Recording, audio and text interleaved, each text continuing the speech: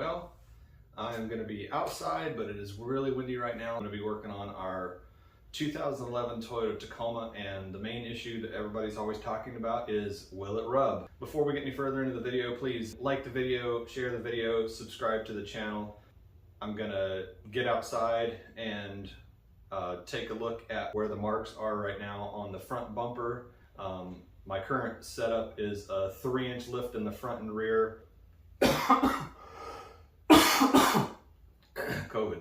I also have 1.5-inch KSP hub-centric wheel spacers. My tire setup is the Falken Wildpeak MT. It's MT01 is actually the model for that tire. It's a 285/70/17, so that's a 33-inch tire. I kept my factory wheels, so the offset is the same as the factory. I had a slight bit of a rub, I believe, only in reverse, only at full wheel lock, even with the 265/70/17s, with the 3-inch lift and the 1.5-inch wheel spacers. So it's only in reverse and only at full steering lock.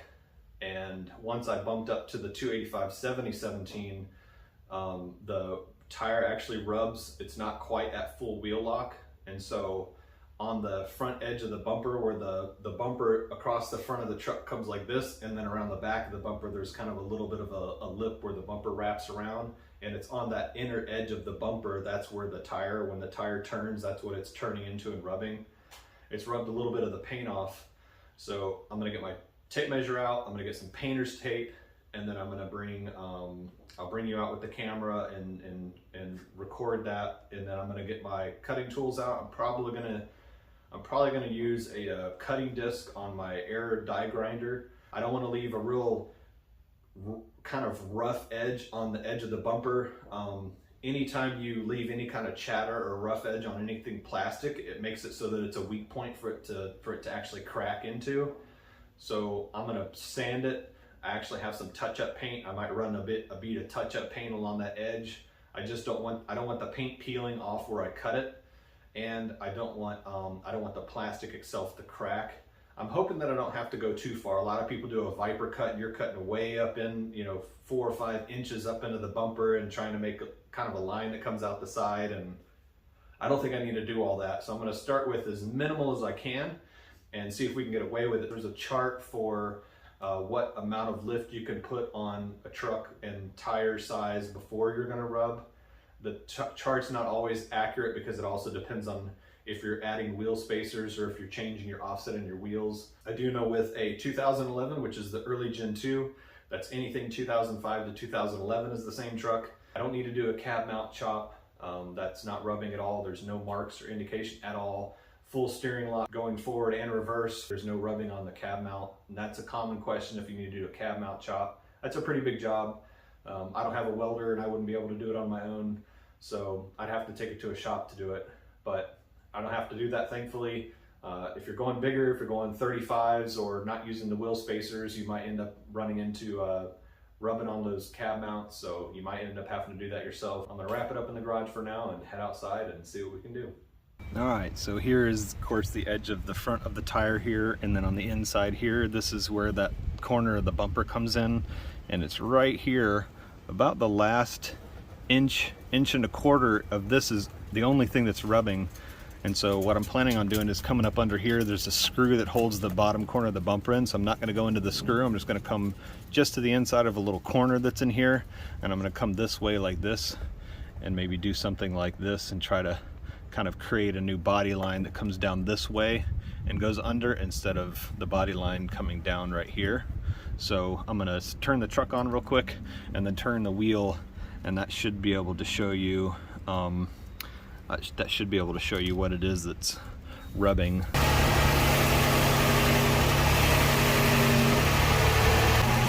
Alright, so you can see right where the edge of the tire is right there. That's that spot where it's rubbing right there. So that's the spot that I need to do the trimming. So I've already pushed that in and just kind of pushed that plastic in to conform that out of the way, and so that doesn't rub. I didn't decide to completely cut that out, but I'll show you what the other side looks like. So there's where the paint's peeled off. There's where the plastic's pushed in here as well. You can see where the paint line is. So I just need to get under here and figure out where I want to make my line to cut. I'm going to try to make it so from the front you really can't tell that it's cut, and so I'm going to do my best with that, but let's just walk through the process of marking this out.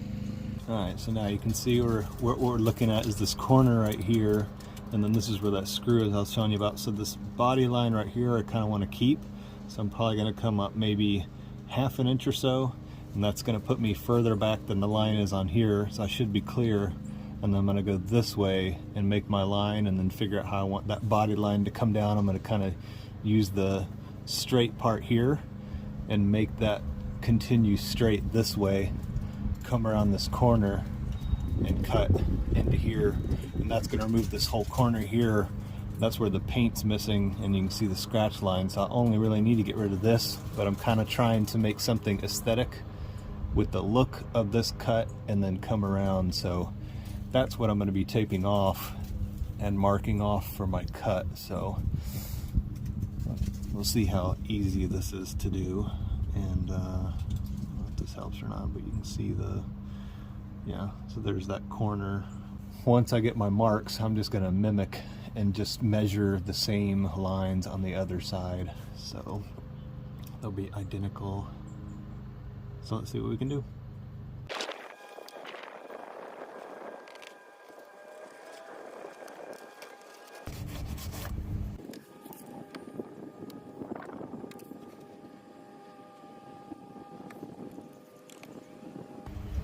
So I'm about half an inch from this plastic line up, 2.5 inches to where the corner bends, and 3.5 inches, I believe.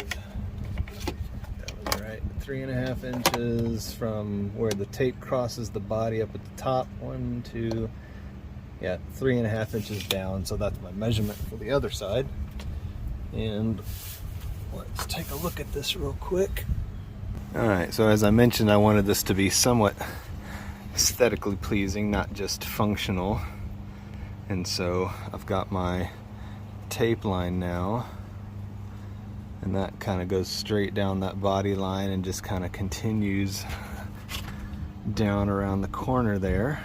The amount that's getting cut off here around this corner across the bottom there, I think that's going to be plenty to cut back away. So this is the only part that's rubbing right here, that I'm going to be going all the way over to here and then going back far enough. So I think that'll be a good look. So I'm going to get the other side taped up and then get my cutting tools to figure out what I want to use to cut this.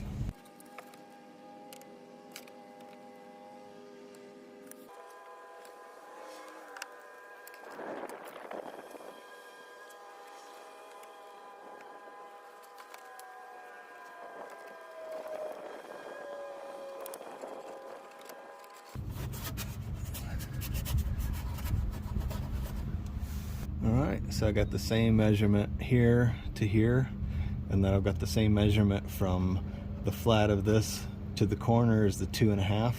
This is actually 5/8, not an inch, so I went 5/8 from the edge of this piece right here to the edge of the tape right here, and then I've got 2.5 inches from here to the corner, and it's the same as it is on the other side from the tangent of this corner to where it crosses the plastic on the back, where the tape and this corner cross. That's 3.5 inches. So it's identical on both sides now, and I like the corners and I like the lines, so that's going to be where I'm going to do the cutting. So let's see what happens next. Alright, so here's what I've got. My die grinder cutoff wheels, and that's what I'm probably going to work with. 3/8 arbor. So I've got my adapter here and the cutoff disc. So these are pretty thin and it's not too big, so I'm not worried about the limited space, and this adapter just fits right onto the cutoff disc. Little wrench tighten that on. That ain't going nowhere. I'm gonna get my die grinder here. We need to get the right collet out. So we need to get this collet off. Something like this. And then something like that.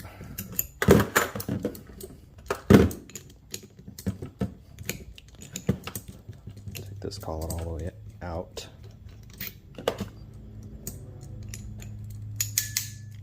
There we go. Sorry, we've been watching Hoarder, so there's the British version. If you hear me accenting much, that's probably why. Figure out what, let's see. Some of these have the sizes on them, and some of them don't. That's a quarter. Where are we at on this? Yep.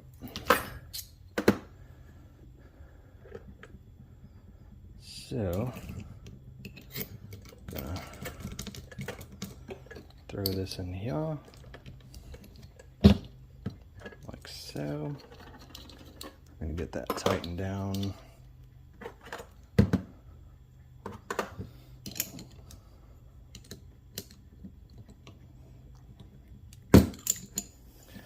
All right, so that is prepped now.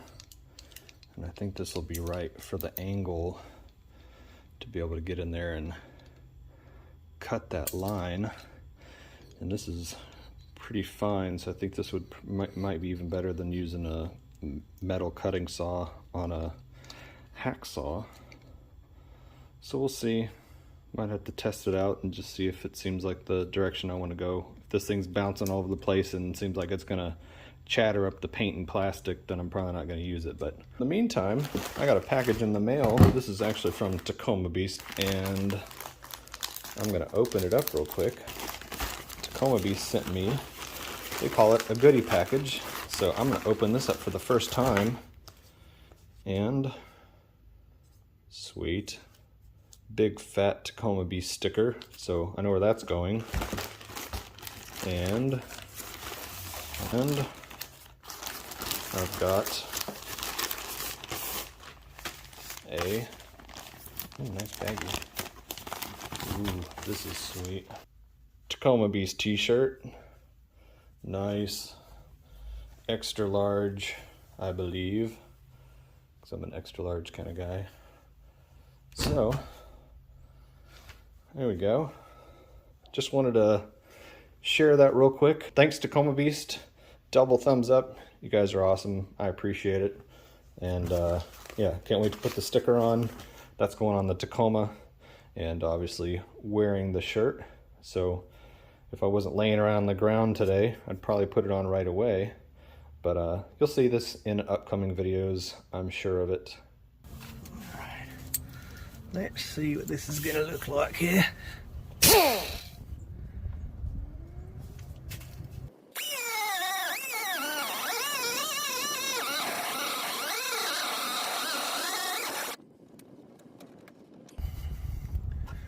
As you can see, what I did is I actually just cut on the tape. I didn't cut next to the tape. I cut right along the edge of the tape. The cutting tool is doing pretty good, and like I said, I'll be cleaning this up anyway. Now I just got to get around to the top part here and cut down to here, and then figure out rounding out that corner. It might be a little bit of a harder corner for now.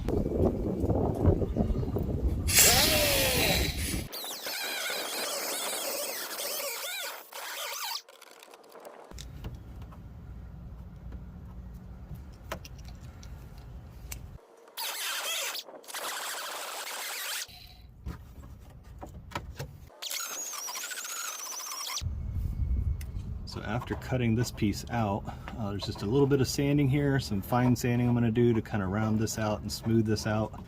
But there's a piece that's right under here, this corner piece right here, And I think that's going to be the next thing to get hit. So I think I'm going to come just a little bit further in on that piece and cut that out, cut that piece out a little bit too while I got my cutting disc.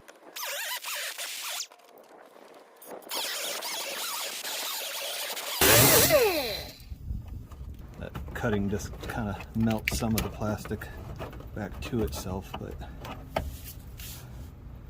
now that's cut back too, so there we go.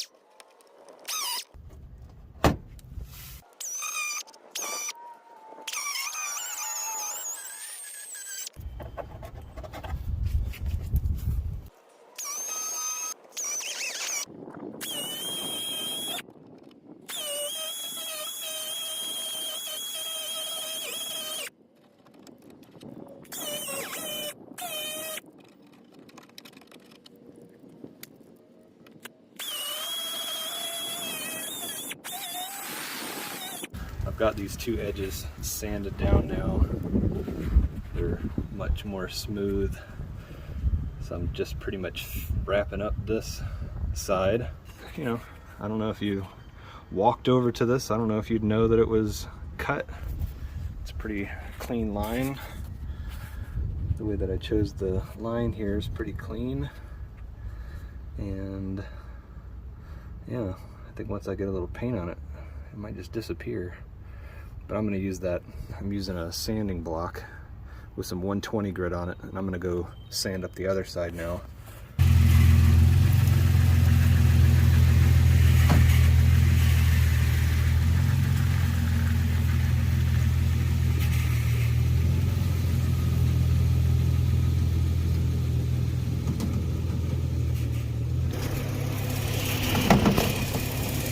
I'm pretty much sure, because we cut out the same amount of plastic right here on both sides. I'll show you the pieces in the garage. They're actually identical. So this piece on the other side just goes straight in, and there's the plastic here is out almost level with this piece. So it's out about that far. So this piece right here is sticking out a little bit more. So I'm just gonna push this in more. And that's right here, that's where the tire's rubbing right now. It's not rubbing on any of this at all anymore. So the project itself is good. So I've got my 1E7, so that's the paint code for the Tacoma, where I cut those lines all on this edge here. I've got touch-up paint all the way up. Just kind of give a little coat of protection. I'm going to go do the same thing on the other side.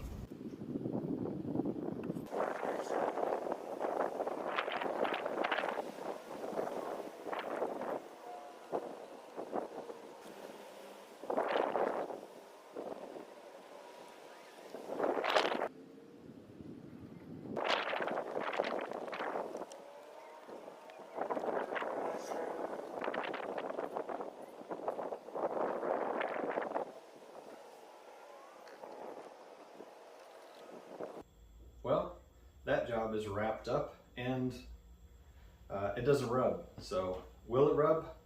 It did, it doesn't. We fixed it, we're good. As I mentioned, that little plastic inner fender part I'd already pushed in. On the passenger side, it was just sticking out a little bit further than it was on the driver's side. So as soon as I pushed it in, I think we've gained all the clearance we need, probably another ½ inch. So that's done. The pieces I taped and showed before, where I taped them and cut them off. And as you can see, these pieces are identical. So I was able to get them cut to the same measurement, and you can see the marks on there where it was rubbing. So I've cut enough back away from the tire, so the tire was rubbing here, and I've cut that much back and made a nice aesthetic line coming down from the fender. And so that's done. Thanks again to Tacoma Beast.